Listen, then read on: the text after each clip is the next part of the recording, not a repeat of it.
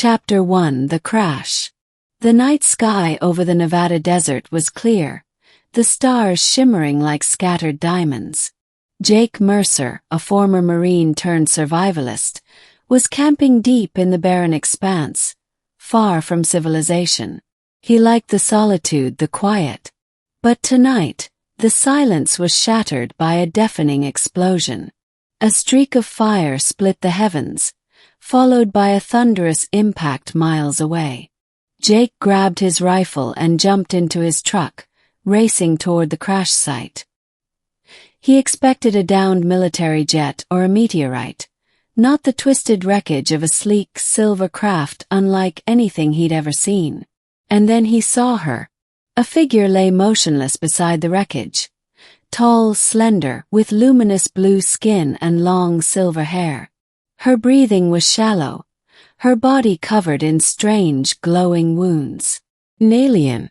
A real, living alien. Jake hesitated only a second before scooping her up and carrying her to his truck. Chapter 2: Awakening. Back in his secluded cabin, Jake tended to her injuries as best he could. Her skin was cool to the touch, her veins pulsing with faint blue light. Hours passed before her eyes, large, violet, and pupils fluttered open. She bolted upright, gasping, her gaze darting around in panic. Jake raised his hands. "Easy. I'm not gonna hurt you." She stared at him, then touched her throat. A moment later, a mechanical voice emerged from a small device on her wrist. "You saved me." Jake nodded. "Yeah.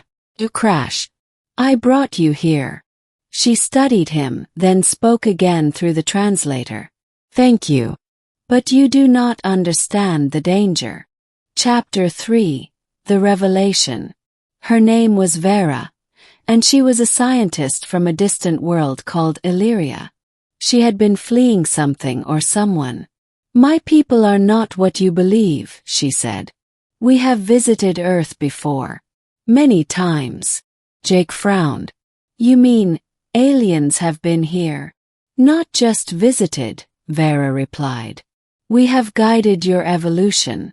Your governments know of us. Some work with us. Others hunt us." Jake's mind reeled. "Why?" Veyra hesitated. "Because of the harvest." Chapter 4: The Truth. The harvest, she explained, was an event that occurred every few thousand years. Advanced civilizations seeded planets with life, then returned to cull the strongest specimens, humans included. Earth was next, and it was happening soon. "You're saying we're just livestock?" Jake growled. "Not to me," Veyra said. "I rebelled. Came to warn you. But my ship was shot down by my own kind." Before Jake could respond, a low hum filled the air. Outside, a dark, triangular craft descended silently over the trees. Chapter 5: The Hunt. "They found me," Veyra whispered.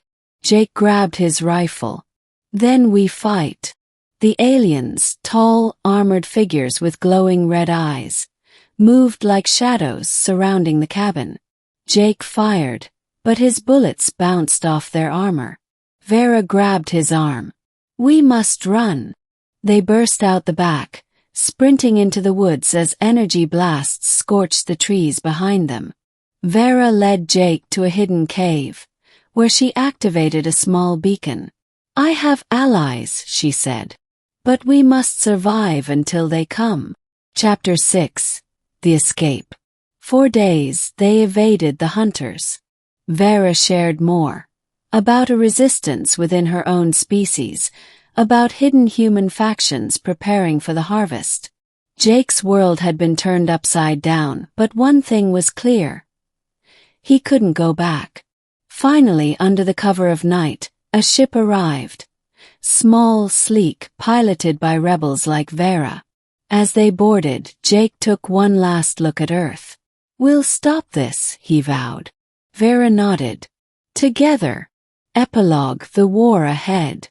As the ship soared into the stars, Jake knew nothing would ever be the same. The harvest was coming. But so were they.